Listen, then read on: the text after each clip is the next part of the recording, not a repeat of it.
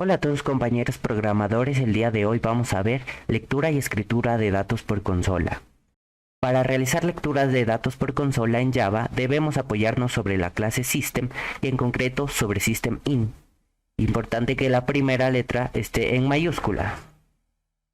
System permite invocar comandos o programas externos desde el código fuente de un programa y obtener los resultados o efectos producidos por esos comandos. ¿Qué es System_in?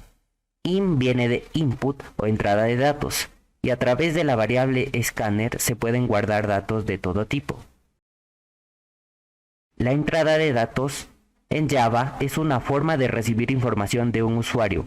Por ejemplo, si le mostramos al usuario ingrese una cadena, él va a escribir en su teclado y nosotros le vamos a mostrar lo que escribió.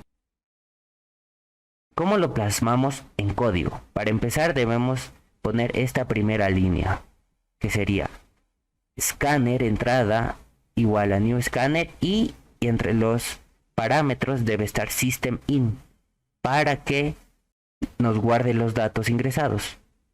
Para usar scanner se necesita la librería import java util scanner. Salida de datos. La clase system.out se utiliza para escribir datos en la salida de la consola. Para imprimir datos en la consola podemos utilizar el método println de systemout.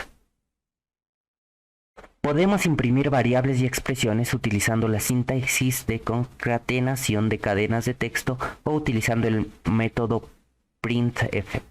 Por ejemplo, para imprimir el valor de una variable num y la suma de num y 1 podemos utilizar el siguiente código. Systemout_println, el valor de número es más num, y systemout_printf, la suma es, y imprimimos las variables. Por ejemplo, para imprimir una cadena de texto en la consola podemos utilizar el siguiente código. Systemout_println hola mundo. Ahora vamos con un ejemplo práctico. Tenemos la clase número que va a recibir un número y tiene los métodos suma, resta, multiplicación y división, y adicional un método getter para acceder al número. Empezamos con la primera línea importante, que es importar en la librería.